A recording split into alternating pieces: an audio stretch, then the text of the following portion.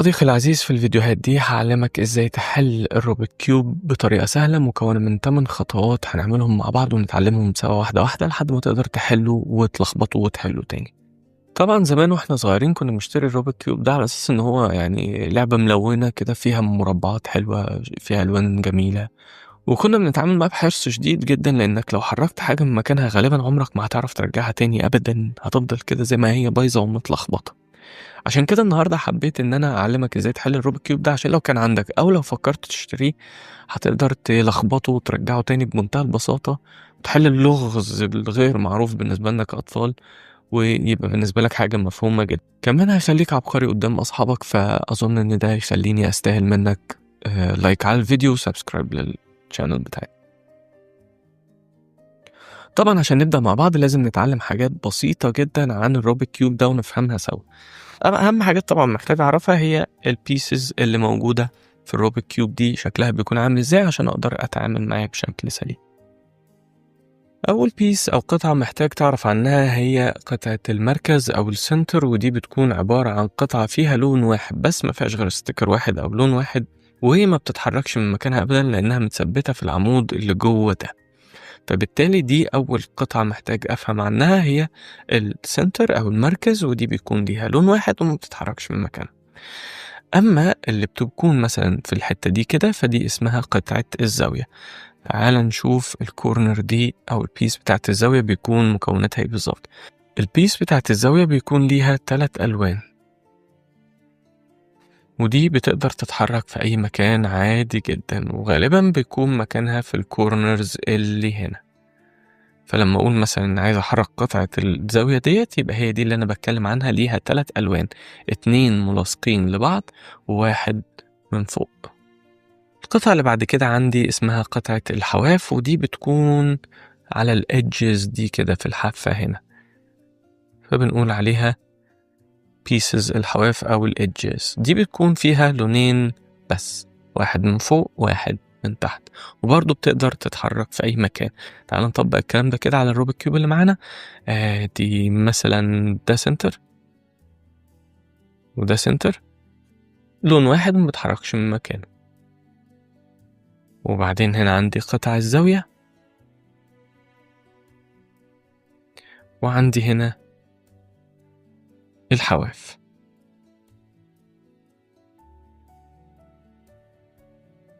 محتاج كمان اخد بالي من معلومة بسيطة، وهي ان دايما الوش السايد اللي السنتر بتاعه ابيض، السنتر الابيض قصاده او مقابل ليه السنتر الاصفر، والاحمر مقابل ليه السنتر البرتقاني، والازرق مقابل ليه السنتر الاخضر. وان انا لو ماسك الروبيك كيوب بتاعي مثلا بالمنظر ده، فهيكون ده الوجه اللي في المقدمة وهقول عليه الفرونت، وهديله حرف الاف بالانجلش. يبقى انا لو حبيت احرك الوجه اللي هو الاف يبقى احرك الوش ده، وبالتالي بمسك الطبقتين اللي فاضلين بايديا كده عشان اقدر احرك الفرونت ده. طيب لو حبيت احرك الجنب اليمين اللي هو في الحالة دي هيبقى ده عندي، يبقى ده يمين هديله كلمة رايت أو حرف الآر. جنب الشمال L لكلمة left، والجنب الأبسايد اللي هو هديله حرف اليو. يبقى دي الجوانب اللي أنا هستخدمها للطريقة اللي هنستخدمها مع بعض في حل اللغز ده، هي ال F R L U. كمان حابب أقولك إن أي طريقة بتشوفها على النت لحل الروبيك كيوب بخطوات ثابتة معينة كده تفضل تعملها لحد ما المكعب يتحل معاك، دي كلها نصب واحتيال، لأن مفيش حاجة اسمها كده. هو ممكن ده ينجح بس لو انا الكيوب بتاعي اوريدي مترتب، وانا فضلت اعمل الخطوات اللي هو بيقول عليها دي لحد ما اتلخبط شويه ورجع رتب نفسه بنفسه تاني، بناء على ان انا عملت خطوات ثابته وحركات معينه ما بتتغيرش.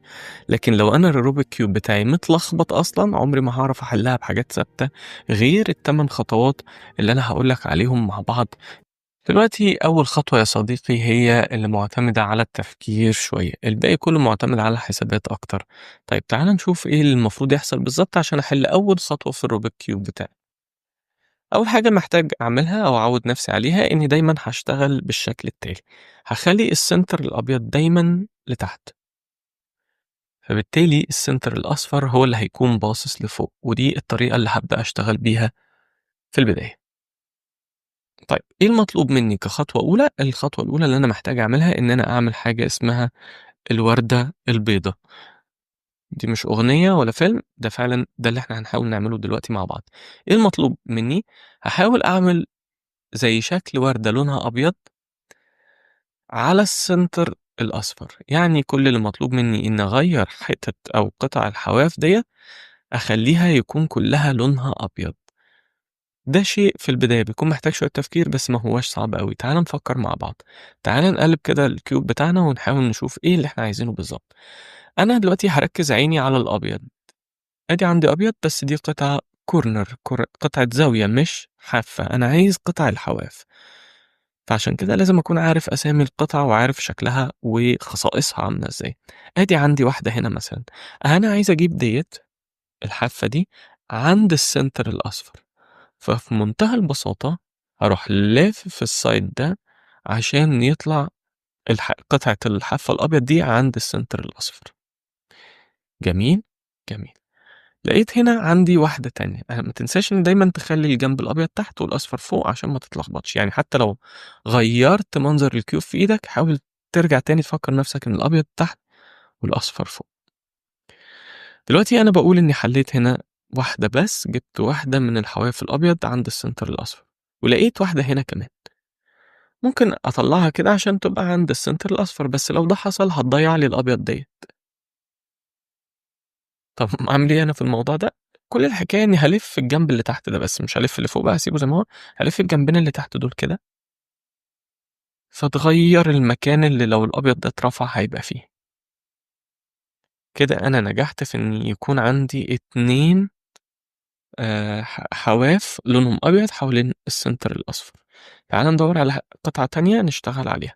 عندي دي مثلًا أهي، أنا عايز أجيب دي هنا، وده سهل جدًا وما فيهوش أي مشكلة، كل الموضوع إني هالِف الوش اللي فيه القطعة الأبيض دي لحد أمّا الأبيض يطلع فوق، وهنا أنت تقدر تبوّظ اللي تحت براحتك، أهم حاجة ما تجيش ناحية الجنب الفوقاني أبدًا. آخر قطعة عندي موجودة هنا، أنا عايز أطلّع دي أخلّيها هنا. أول حاجة محتاج أعملها إني أبعد عن ال3 مناطق اللي أنا اشتغلتهم ونجحت فيهم فوق عشان ما يحصلّيش مشكلة، فهاحاول أجيب الجنب ده هنا عشان يبقى في الفاضي، يعني أقدر أحرّكه كده براحتي. طيب أنا لو وصلت للناحية دي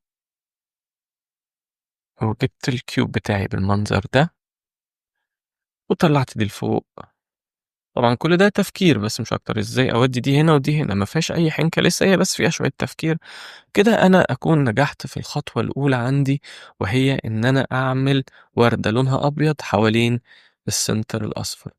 صديقي أنا ما حليتش أي حاجة دلوقتي غير الجزئية اللي فوق دي، عملت 4 حواف لونهم أبيض حوالين السنتر الأصفر، وكل اللي مطلوب مني دلوقتي إن أنزّل اللي أنا عملته ده على الجنب الأبيض تحت، بشرط وحيد شريد هو إن أنا أmatch أو أوفّق كل قطعة من الحواف الأبيض دي أmatch اللون اللي معاها الإضافي ليها، لإن إحنا اتفقنا إن قطعة الحواف بتبقى عبارة عن لونين، لازم يكون اللون اللي معاها موافق للسنتر اللي تحتيه.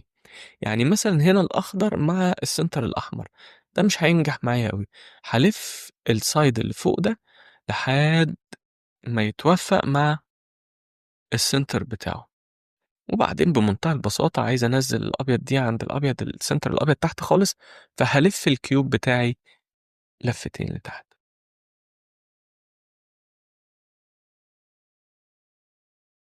يالّا نكمّل اللي بعده.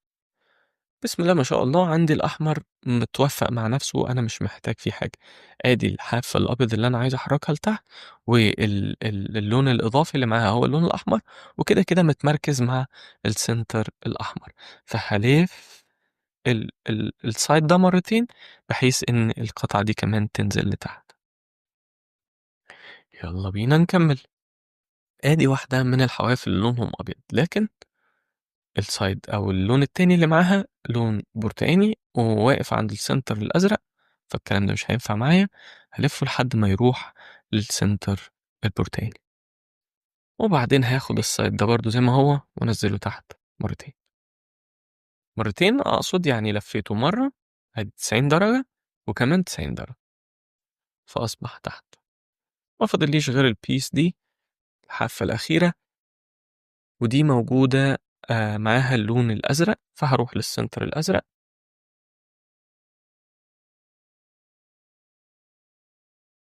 وهاخد السايد ده كله برضو ألفه مرتين لتحت. ودلوقتي يا صديقي أنا نجحت في إن أنا أعمل كروس أو صليب لونه أبيض، وهي دي الخطوة رقم 2 في حل الروبيك كيوب. أنا لحد دلوقتي وصلت إن أنا عملت صليب لونه أبيض على السايد الأبيض هنا اللي دايما كنت مخليه من تحت وقصاده السايد أو السنتر الأصفر من فوق. بعد ما وصلت للصليب الأبيض ده، اللي مطلوب مني في الخطوة رقم 3 إن أنا أحل الوش الأبيض كله، بالإضافة كمان للطبقة الأولانية اللي هنا توافقا مع السنتر اللي في النص. طيب واحدة واحدة نشوف إيه اللي مطلوب مني. أول حاجة باين جدا إن أنا حليت أو حاطط القطع بتاعة الحواف اللي هي الإدجز حاططها على السنتر الأبيض. فاضل لي إني أجمع قطع الزوايا الأبيض اللي متنطورة في كل حتة في الكيوب. فده اللي أنا هعمله دلوقتي. تعال نشوف إزاي نعمله مع بعض. كنت فاكر إن قطع الزوايا بتتكون من 3 ألوان، لونين ملاصقين لبعض ولون غالبا من فوق أو من تحت على حسب قطعة الزاوية دي فين بالظبط. أنا هدور في قطع الزاوية اللي فوق، وهيبقى ماليش دعوة حاليا باللون اللي فوق، هبص بس على اللون الملاصق للون الأبيض. يعني مثلا المربع ده آدي الأبيض بتاعي، اللون اللي لازق فيه هو اللون الأحمر. هحاول أشوف إذا كان اللون اللي جنب اللون الأبيض ده متوافق مع السنتر اللي هو واقف عنده ولا محتاج أوفقهم مع بعض. في حالتي هنا الاتنين متوافقين، يبقى هسيب السايد ده زي ما هو، وهحط اللون اللي متوافق معايا هنا. هخلي الأبيض بتاعي بعيد عنه، يعني هخلي السنتر اللي باصص لي هو السنتر المتوافق مع اللون اللي جنب الأبيض. فبالنسبة لي هضطر أمسك الكيوب بالمنظر ده. هنا القطعة اللي لونها أبيض موجودة على الجنب اليمين، تمام، مش الشمال، وده مهم جدا هقولك ليه بعد شوية. اللي هعمله هنا إن أنا هعمل حركة بسيطة جدا. طالما اللون الأبيض على إيدي اليمين، فأنا هرفع السايد اليمين ده اللي هو الآر، هرفعه لفوق 90 درجة، يعني همشيه مع عقارب الساعة بالشكل ده. وبعدين بما إن القطعة الأبيض كانت على إيدي اليمين، فهلف السايد اللي فوق ده ناحية إيدي اليمين بالمنظر ده. وبعدين السايد الرايت اليمين اللي أنا رفعته من شوية هنزله تاني زي ما كان. بعد ما أخلص الحركة دي، لو جيت بصيت على السايد الأبيض هلاقي إنه زاد قطعة كورنر هنا، في بيس من الكورنرز نزلت تحت وقال له عندي القطع اللي فاضية. لو طبقت الحركة دي على بقية القطع اللي في الكورنرز هلاقي نفسي قادر أحل الكيوب بشكل ظريف جدا لحد السايد الأبيض طبعا. طيب أنا مش هسيبك برضو، هفضل مكمل معاك. تعال نشوف مع بعض. تعال مثلا نشوف الجزئية دي. الجزئية دي هنا أنا لقيت هنا لونين، اللون الأبيض واللون الملاصق ليه هو اللون الأزرق. فهحاول أماتش اللون الأزرق ده مع السنتر بتاعه، لأنه هنا واقف عند السنتر البرتقاني، أنا عايزه عند السنتر الأزرق. هلف الكيوب بتاعي لحد ما ألاقي نفسي وقفت بالبيس اللي أنا عايزها دي عند السنتر الأزرق. بس اللي حصل هنا إن الأبيض بتاعي المرة دي كان على الناحية الشمال مش على الناحية اليمين. فهعمل نفس الحاجة، الحركة التريجر أو الأكشن اللي أنا عملتها دي بالإيد اليمين هعملها المرة دي ناحية الإيد الشمال. فهلف الجنب ده برضه لفوق 90 درجة، الجنب الليفت ال، وهاخد السايد اللي فوق ده بدل ما كنت بلفه ناحية إيدي اليمين، المرة دي هلفه ناحية إيدي الشمال، لأن اتفقنا إن الأبيض كانت على إيدي الشمال. فهلفها 90 درجة، وبعدين هنزل بالسايد اللي أنا طلعت بيه تاني. هبص تحت هلاقي كمان قطعة كورنر زادت معايا دي، بعد ما كانت هنا خليتها ترجع هنا. يلا نكمل مع بعض. عندك مثلا الجزئية دي، ادي ابيض واللون اللي لازق فيها احمر. هفكرك اني ماليش دعوة باللون اللي فوق.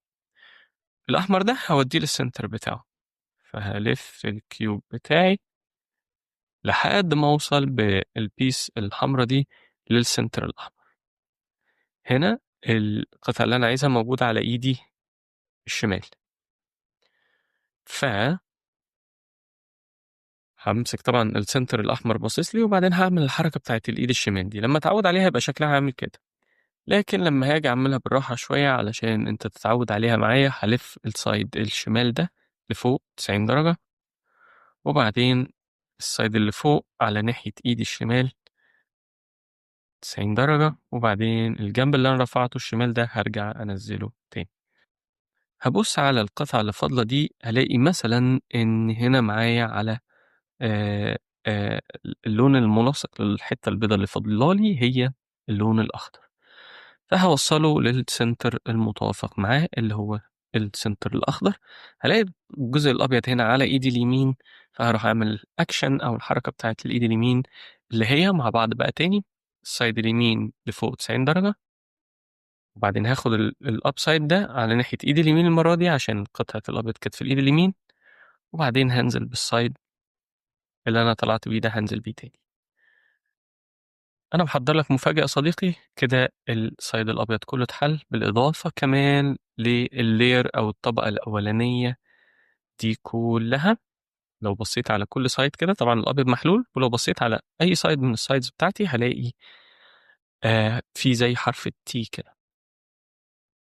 لو حرف التي ده مش موجود يبقى أنا عملت حاجة غلط غالبا، وهحتاج أعيد الخطوات من الأول. ساعات يا صديقي وانت بتحل الخطوة دي هتحصل معاك، يعني ممكن يحصل أزمتين صغيرين جدا، تعال نشوف لو واجهناهم هيحصل معانا ايه. أول حاجة، لو لقيت إن القطع البيس الأبيض اللي أنا عايز أحركها مش موجودة عندي في المكان اللي أنا علمته لك هنا، لا دي مثلا ممكن تكون موجودة تحت في قطعة زاوية برضو، بس تحت. أنا مش عارف أعمل إيه في اللي تحت، أنا عارف بس أعمل إيه لو كانت البيسز بتاعت الزاوية هنا هي اللي فيها أبيض. طب إيه اللي يحصل لو كانت تحت؟ طيب بمنتهى البساطة كده أنا هاعمل فيها نفس الحركة اللي أنا كنت باعملها الأكشن دي، سواء بتاعة الإيد اليمين أو بتاعة الإيد الشمال، عشان أغيّر وضعها شوية. يعني إيه؟ يعني مثلًا هي هنا الpiece الأبيض على إيدي اليمين، فأنا هاعمل الحركة بتاعة الإيد اليمين. اللي حصل معايا هنا إن القطعة الأبيض دي اللي مضايقاني اتنقلت من هنا، طلعت لفوق هنا. ودي هي الحالة التانية اللي ممكن تيجي لي وما أعرفش أتصرّف معاها برضه، لإن أنا عايز دي تبقى في اللون ده أو في اللون ده. فعشان كده برضه هاورّيك إزاي تحل لو جات معاك الأبيض فوق هنا. كل اللي مطلوب منّي إنّي أخلّي البيس الأبيض دي فوق بالضبط مساوية للبيس الأبيض اللي ناقصة من تحت. يعني دي كده هالفّها كده عشان تبقى دي الأبيض اللي ناقصة، ودي الأبيض اللي فوقيها اللي المفروض إن أنا أنزّلها تحت. هي هنا على إيدي اليمين برضه، يبقى هارفع دي الجزء اليمين ده 90 درجة، بس الside الفوقاني ده بدل ما ألفّه مرّة واحدة، لأ هالفّه مرّة تانية وأنزل تحت. أرجع بالجزء اللي أنا رفعته ده زي ما كان. اللي حصل والنتيجة النهائية هي إن أنا نقلت البيس الأبيض للجزء اللي أنا باعرف أشتغل عليه أو باعرف أتعامل معاه.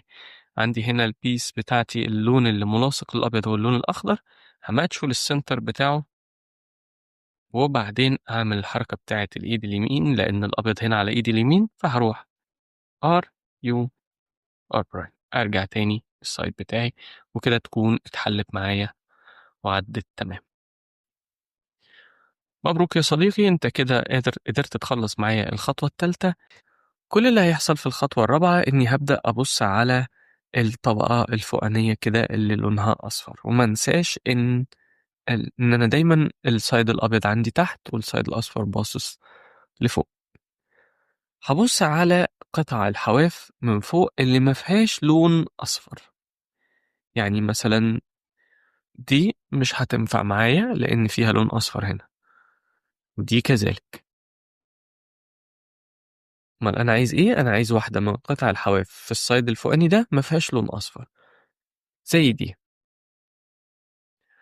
هاشوف اللون اللي تحت ده وأطابقه مع الcenter بتاعه، اللي هيكون لونه أزرق في الحالة دي.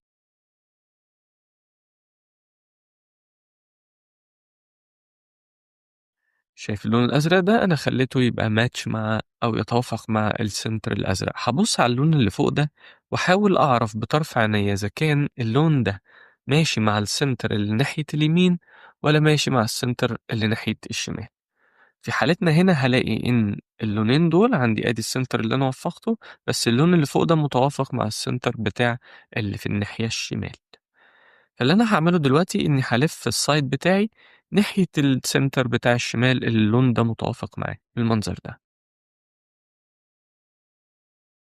وبما إن أنا الcenter اللي متوافق معايا موجود على ناحية الشمال، فهاعمل الaction بتاعة الإيد الشمال اللي إحنا شُفناها في الفيديوهات اللي فاتت، اللي هي الجنب الشمال لفوق 90 درجة، الجنب الفوقاني ناحية الشمال 90 درجة، وأنزل تاني.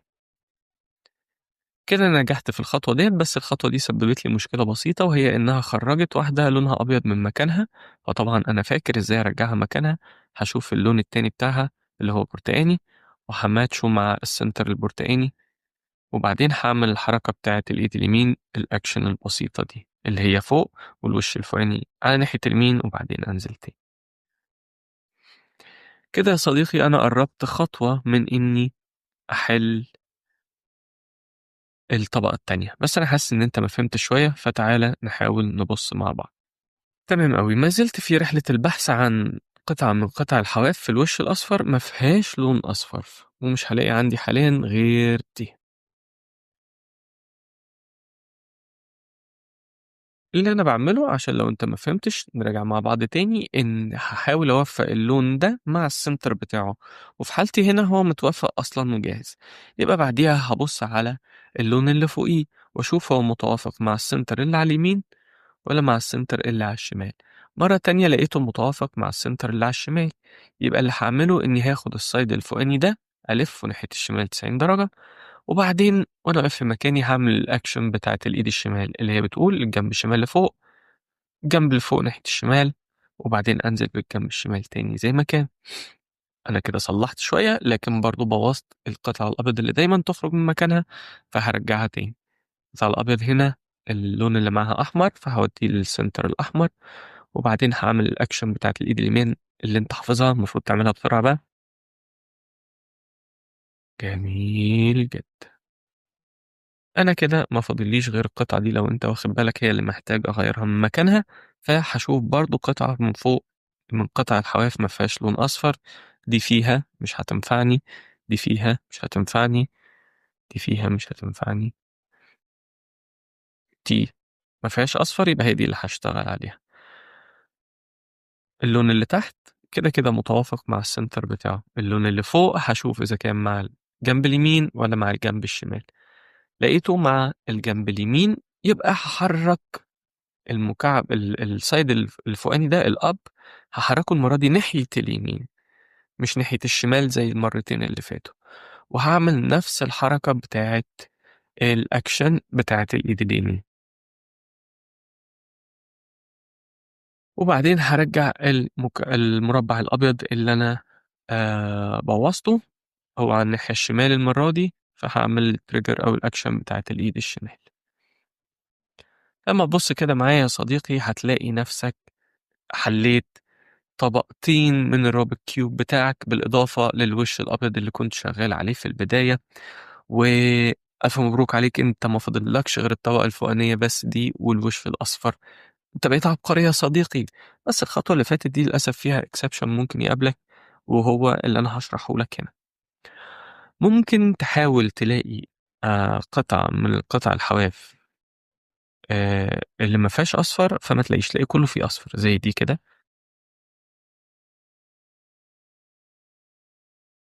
يبقى الحالة اللي قابلتني هنا إن كل القطع الحواف اللي فوق في الوش في الside الأصفر فيها قطع أصفر وأنا مش عايز ده.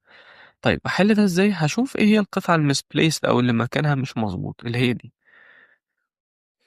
وبمنتهى البساطة هاعمل بس حركة الإيد اليمين اللي هي الaction الظريفة اللي أنا علّمتها لك ديّة.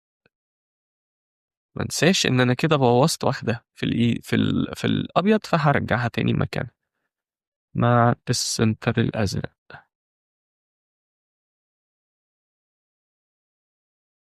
لمّا عملت الحركة دي هالاقي إن اتوفّرت لي بالفعل فوق قطعة من الوش الأصفر ما فيهاش أصفر اللي هي دي، فأروح أعمل فيها نفس الحركة. للمرة الأخيرة هافهّمك الحركة دي بتتعمل إزاي. أنا عندي هنا لونين، لون أزرق ولون برتقاني، هاوفّق اللون اللي تحت ده مع الcenter اللي تحت اللي هو البرتقاني، فهالِف الside بتاعي لحد ما أوصل للcenter البرتقاني، وبعدين هابُص أشوف اللون اللي فوق متوافق مع الcenter اللي على الإيد اليمين والّا اللي على الإيد الشمال. فهنا في حالتي لقيت إن اللي فوق ده متوافق مع الإيد اليمين، فهالِف الside الفوقاني ده ناحية الإيد اليمين، وبعدين هاعمل الaction بتاعة الإيد اليمين.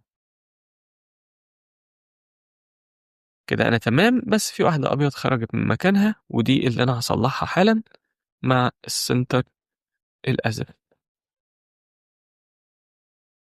هي هنا ناحية الشمال، فهادّيها الaction بتاعة الإيد الشمال. كده برضه أكون حلّيت طبقتين من الRubik Cube بتاعي. أنت قرّبت يا صديقي، اصبر معايا وهتلاقي الدنيا معاك تمام. لو حاسس إن في أي حاجة وقفت معاك أو واجهتك أي مشاكل وأنت شغّال عليها، يا ريت تسيب لي comment أو تسألني عن أي حاجة بتتعمل إزاي. الخوارزميات اللي هنستخدمها يا صديقي في حل الروبيك كيوب هي طريقة سهلة وبسيطة بتخلّيني أتمكن من إني أحرّك مكعبات معيّنة من غير ما أعمل انهيار للمنظومة اللي أنا وصلت لها في بقية المكعبات. زي ما تقول كده طريقة حسابية يعني مكتوبة مسبقًا عشان تقدر تخلّيني مثلًا أنقل المكعب ده من هنا لهنا أو من هنا لهنا، من غير ما في الحقيقة أأثّر على بقية الprogress أو التطوّر اللي أنا وصلت له في بقية المكعبات، لإني أي حاجة هاعملها غير بس إني أحرّك الside ده كده هتبوّظ لي كل اللي أنا عملته. فعشان كده الخوارزميات ديّة هي اللي بتخلّيني أعرف أوصل لتحريك قطعة من قطع المكعب ده من غير ما أأثّر على بقية المكعبات اللي already مترتّبة معايا. طيب الفكرة بسيطة جدًا وهي إن أنا بس محتاج أعرف الموضوع بيتكلّم عن إيه.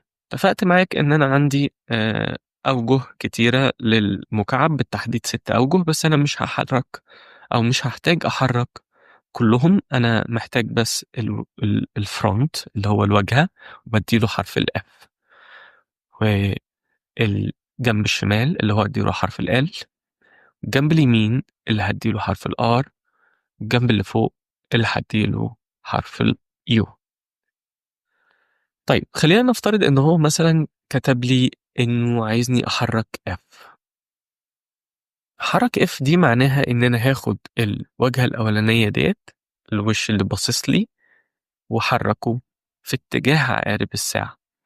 طيب عندي حاجة هنا منظورية مهمة جدًا، أول حاجة ده كده F بالنسبة لي صح؟ بس لو لفّيت الكيوب كده بقى ده F بالنسبة لي، وده L وده R، لو لفّيت الكيوب كده هيبقى ده F وده L وده R وهكذا. يبقى الحاجات دي كلّها منظورية، يعني معتمدة على أنت باصص للمكعب إزاي. كمان طريقة تحريكي للside بتاعي أو الوش اللي أنا هاحرّكه معتمدة على اتجاه عقارب الساعة بالنسبة للمنظور اللي أنا واقف فيه ناحية الside ده. يعني إيه؟ مش فاهم حاجة. تعالَ أقول لك، لمّا يقول لي حرّك F فأنا محتاج أحرّكها 90 درجة في اتجاه عقارب الساعة، وأنا باصص للside ده كده عقارب الساعة بتمشي الناحية دي، يبقى ده كده هو F، باتحرّك مع عقارب الساعة. لكن لو جه قال لي F وحط لي عليها apostrophe كذا كده صغيرة هاسميها F prime، وده معناه إني هاتحرك عكس عقارب الساعة. يعني وأنا واقف هنا كده بدل ما هامشي الside بتاعي الناحية دي مع عقارب الساعة، لأ ده أنا هامشيه العكس، عكس اتجاه عقارب الساعة. المشكلة مش في ده، المشكلة إنه لما ييجي يقول لي مثلًا R هاحركها مع عقارب الساعة، يبقى لازم أتخيل نفسي واقف هنا في الناحية دي عشان أبُص على الside ده وأشوف عقارب الساعة بتتحرك كده وعكسها بتتحرك كده. بالتالي لو قال لي L يبقى لازم أتخيل نفسي واقف الناحية دي عشان أشوف عقارب الساعة لما بتتحرك في الحقيقة بتتحرك كده، وعكس عقارب الساعة يبقى كده. اتفقنا؟ من فوق مثلًا يبقى هاتخيل نفسي واقف فوق الside ده وباشوف عقارب الساعة بتتحرك إزاي، كده مع عقارب الساعة، كده عكس عقارب الساعة. يبقى دايمًا الحكاية دي منظورية، يعني معتمدة على الperspective أو أنت واقف فين بالضبط من الside اللي أنت بتبُص عليه. فلو قال لي مثلًا حرّك R يبقى هحرك الجنب ده مع عقارب الساعة 90 درجة. طب قال لي حرك U يبقى هحرك الجنب ده مع عقارب الساعة 90 درجة. طب افرض قال لي L برايم، L برايم لو هو L أصلا كانت مع عقارب الساعة هيبقى كده، هو L برايم يبقى العكس. دايما كلمة برايم دي أو الأبوستروف اللي احنا حاطينه فوق الحرف ده معناه إني هتحرك عكس عقارب الساعة. كمان ممكن يحط لي جنب الحرف رقم 2، يعني يقول لي مثلا F2. F2 معناها إني هحرك الفرونت ده مرتين، يعني 90 درجة وكمان 90 درجة، وده طبعا مع عقارب الساعة. لو قال لي F برايم 2 يبقى هو عايزني أرجع ده عكس عقارب الساعة مرة، عكس عقارب الساعة مرة تانية. بفكرك إنه L برايم، R برايم، U برايم، F برايم. دلوقتي جه ميعاد الخطوة الخامسة في طريقة حل الروبيك كيوب أو مكعب روبيك، وهي إن أنا هعمل صليب لونه أصفر زي ده. اللي أنا وصلت له أنا وأنت لحد دلوقتي إن إحنا حلينا السايد الأبيض، حلينا الطبقة الأولى، وحلينا الطبقة التانية. دلوقتي عندي السايد الفوقاني والطبقة الأخيرة. هنبدأ بإن إحنا الخطوة دي نحاول ننفذ كروس أصفر هنا، وده معناه إني هحاول أجيب الحواف ديت كلها تكون أصفر. بس أنا هنا مش هستخدم ذكائي ولا حنكتي، أنا هستخدم الخوارزمية اللي هقولها لك دلوقتي، اللي أنت المفروض تكون عارف مصطلحاتها ومكوناتها من الفيديو اللي قبل ده على طول. كمان حابب أنوه إن كل الحاجات هنا متغيرة، يعني مش شرط يكون الوش الأولاني اللي عندك ده بعد ما رتبت الاتنين دول يطلع بالمنظر ده. ممكن تلاقي أصفر هنا، ممكن تلاقي أصفر هنا، وبناء عليه أنا همشي الخطوات كلها. أنا حاولت أرتبها بحيث إن ما يبقاش في أصفر خالص عشان تاخد الخطوات من البداية، لكن أنت ممكن تعمل سكيب لأي خطوة من الخطوات اللي هقولها دلوقتي دي، بما إن هتلاقي عندك اوريدي أصفر متكون فوق. طيب تعالى نبدأ. على افتراض إن أنا ما عنديش أي قطعة حواف أو edges لونها أصفر، فهمسك الكيوب بتاعي بأي شكل يريحني وهنفذ الخوارزمية اللي هقولها لك دي كأنها تعويذة كده، هتحاول تنفذ لي اللي أنا محتاجه. طيب بتقول إيه الخوارزمية الأولى؟ بتقول كده، بتقول F U R U برايم R برايم F برايم. طيب واحدة واحدة مع بعض علشان نعرف هو عايز إيه بالظبط. هو عايز F يبقى هحرك السايد اللي قدامي. بالمناسبة ده يقدر يبقى أي سايد، يعني أنت أنا هامسكه مثلًا الكيوب هيبقى البورتقاني باصص لي، أنت ممكن تختار أي side يريحك طالما ما فيش أصفر فوق. في قطع الحواف طبعًا ما يغركش دي، يعني دي ما ليش دعوة بيها، أنا أهم حاجة عندي في الوقت الحالي الحواف عشان أنا باحاول أعمل صليب لونه أصفر. فF يبقى هاحرك الF ده الside اللي قدامي ده مع عقارب الساعة 90 درجة، وبعدين U اللي هو الside اللي فوق هاحركه برضه 90 درجة مع عقارب الساعة، وبعدين R اللي هو الجنب اليمين. وبعدين بيقول لي U برايم يعني الوش الأبسايد الفوقاني عكس عقارب الساعة، وبعدين R برايم، وبعدين F برايم. هلاقي عندي هنا اللي حصل إن حصل عندي 2 من الحواف اتكونوا في الأصفر، عملوا لي زي سطر كده. مهم أوي إن أنا هامسك بقى المكعب المرة دي بحيث إن السطر ده يبقى عمودي عليَّ زي ما أنا، يعني لو طلع لي السطر ده كده أنا هالف الside ده لحد ما يبقى مستقيم كده، لإن من الشكل ده هابدأ الخطوة اللي جاية. هامسك الكيوب بتاعي وأنا عمودي على السطر ده، على فكرة يعني ده معناه إن أنا ممكن أمسك الكيوب كده أو ممكن أمسكه كده عادي مش هتفرق، المهم إن يبقى السطر ده قدامي straight. أوكي؟ وأنا ماسك الكيوب كده هاعمل نفس الخوارزمية مرة تانية اللي هي بتقول إيه؟ بتقول F U R U برايم R برايم F برايم. اللي هالاحظه هنا إن اتغيّر الحواف بتاعتي، بدل ما كانت سطر كده بقت عاملة شبه حرف الL كده. مطلوب منّي في الوقت الحالي إن أخلّي الL ده باصص الناحية دي، فهالِف الside ده معايا لحد ما يبقى بالمنظر ده. يبقى دي الخطوة التانية. الخطوة الأولى إنّي عملت السطر ده كده، وبعدين اتقلب معايا كده، فرُحت محوّله باصص ناحية الشمال، وهاعمل نفس الخوارزمية مرّة كمان. U sorry F U R U prime R prime F prime. لو أنا ما بصيتش على دول كده يبقى أنا هاكون نجحت في الحقيقة إن أنا أحقق الcross الأصفر ده أو الصليب الأصفر، وهي دي الخطوة رقم 5. في الخطوة السادسة من طريقة حل الروبيك كيوب أو المكعب روبيك، هنحاول أنا وأنت مع بعض إن إحنا نحل الside الأصفر كله شبه الكيوب ده كده. تعالَ نشوف ده ممكن يتعمل إزاي. أول حاجة أنا مش هتفرق معايا عندي كام مكعب أصفر في الزوايا، أهم حاجة إني شايف شكل الcross ده أو الصليب ده. بالعكس الخوارزمية اللي أنا هاعملها دلوقتي دي أول ما ابتديها على طول هتشيل لي الزوايا خالص، تخلّيني أكون أرجع للcross سادة كده. طيب الخوارزمية بتاعة حل الوش الأصفر بتقول كده،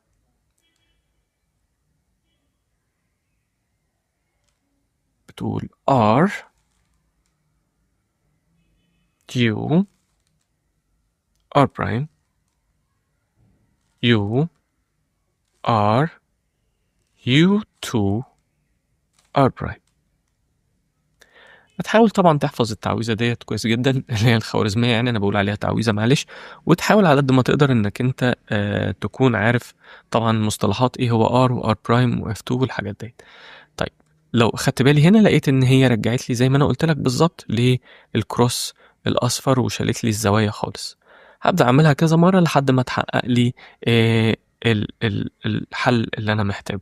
يبقى دلوقتي هاخد بالي ما عنديش ولا زاوية لونها أصفر، اللي هاحاول أعمله إني هاحاول أجيب أي لون أصفر أخلّيه على ناحية إيدي الشمال، بالمنظر ده كده، هنا في المكعب ده بالذات، وبعدين هاعمل نفس الخوارزمية تاني R U R prime U R U2 R prime. الشكل اللي هي عملته لي كده عملت لي زي شكل سمكة كده لو واخد بالك منها، السمكة دي ممكن تبقى باصة كده، ممكن تبقى باصة كده، هتطلع لي بكذا شكل يعني، لكن الفكرة كلها إن أنا محتاج أخلّيها باصة ناحية الشمال كده، زي ما طلعت لي أنا في الأول، لازم تكون باصة ناحية الشمال لتحت كده، يعني السمكة ده يكون من تحت وهامسك الright side بتاعي وهاعمل نفس الخوارزمية تاني R U R prime U R U2 R prime. بمنتهى البساطة اتحل معايا الside الأصفر، أنا كده قرّبت أخلّص الكيوب بتاعي وأحلّه. أنت قربت دلوقتي تحل الروبيك كيوب بتاعك يا صديقي، حليت الوش الأبيض وحليت طبقتين من الكيوب بتاعك، وكمان حليت الوش الأصفر اللي فوق، فاضل لي بس الطبقة المحيرة اللي في النُص ديّة. دي هيكون ليها خوارزمية جديدة هنشوفها مع بعض. أول حاجة هاحاول أعملها الخطوة دي أصلًا الغرض منها إن أنا أرتّب الcorners اللي هنا. تمام، ده اللي المفروض أوصل له أو النتيجة النهائية اللي هاروح لها بعد كده. المفروض إني بعد ما رتّبت الside الأصفر ده، أحاول أشوف أي corners متوافقة مع بعض، يعني مثلًا 2 لون واحد زي البرتقاني ديّة، وهاروح واخدها للcenter البرتقاني بتاعها، فأصبح كده ده الجنب الوحيد اللي متوافق فيه الcorners بتاعته أو قطع الزوايا. اللي أنا وفّقته أو ضبّطته ده هاخلّيه ناحية إيدي الشمال بالشكل ده. الخوارزمية بتاعة ترتيب الcorners بتقول L prime U R U prime L U2 R prime U R U2 R prime. النتيجة عندي في معظم الأوقات هتكون إني رتبت الكورنرز بتاعتي، وكمان عندي سايد كامل اتحل. ده ممكن يتحل ممكن لأ على حسب الترتيبة الأولانية كانت عاملة إزاي، لكن طبعا كل حاجة وليها حاجتها. فدي الخطوة بتاعتي يا صديقي بتاعة ترتيب الكورنرز، وهي الخطوة اللي قبل الأخيرة اللي هي الخطوة رقم 7. الخطوة دي ممكن يقابلك يعني أزمة إنك ما تلاقيش أي كورنر متوافق، مفيش أي حاجة شبه بعضها، هنا أزرق وأخضر، أحمر برتقاني، أخضر أزرق، برتقاني وأحمر. أعمل إيه في الحالات دي؟ ساعتها همسك أي سايد يريحني أخليه ناحية إيدي الشمال، مش هتفرق بقى يعني بأي شكل يريحني، أنا همسكه كده مثلا، وهعمل نفس الخوارزمية تاني اللي هي بتقول البرايم يو ار يو برايم ال يو 2 ار برايم يو ار يو 2 ار برايم. ساعتها لما اخلص الخوارزمية دي هلاقي نفسي بقى عندي 2 كورنرز متوافقين، فهروح موديهم للسنتر بتاعهم، وزي ما اتعودنا مع بعض هحط الجانب المتوافق ده ناحية ايدي الشمال،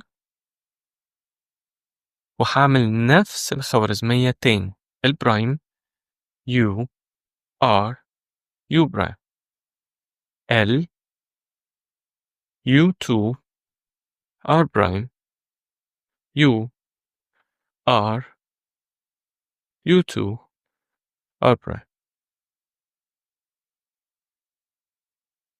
حتى برضو في الكيوب ده وفق لي كل الجوانب وحللي جنب كامل، انا كده ما عنديش غير التلاتة المشردين دول هو اللي هحتاج ارجعهم مكانهم.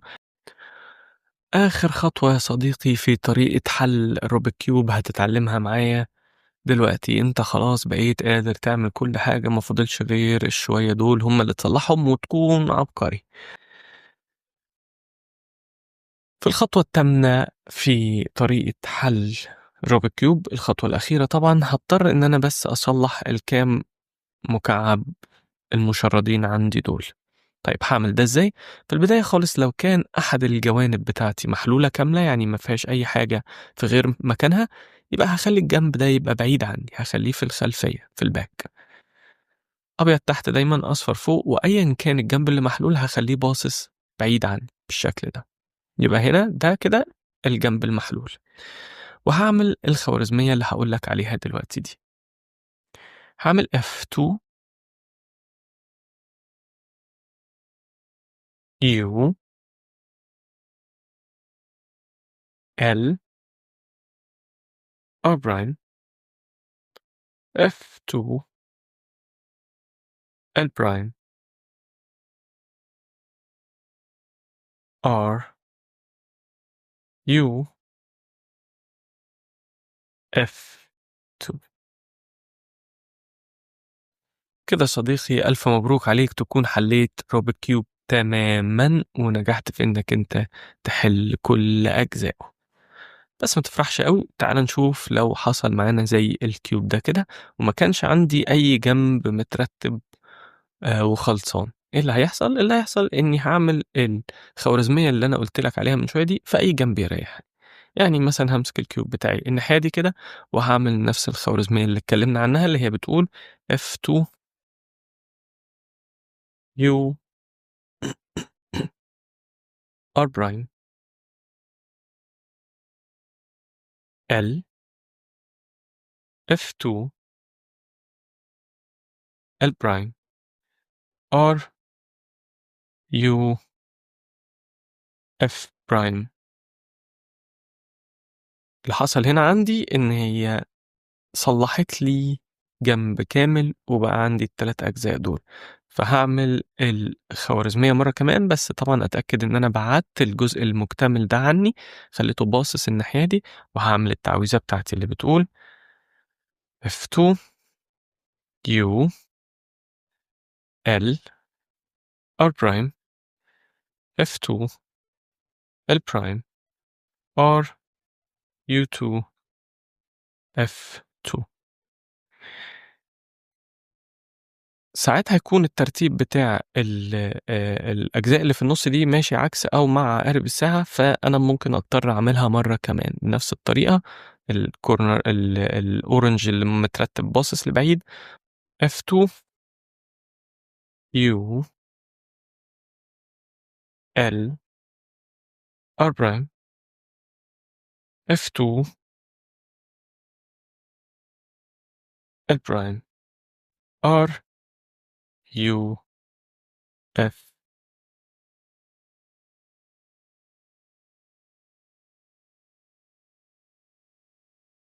مبروك عليك يا صديقي، كده أنت بقيت قادر تحل الروبيك كيوب. نصايحي دايمًا ليك هي إنك تمشي خطوة، خطوة بالراحة، ما تجريش في الخطوات عشان ما تلاقيش نفسك متكعبل في الخطوات الأخيرة.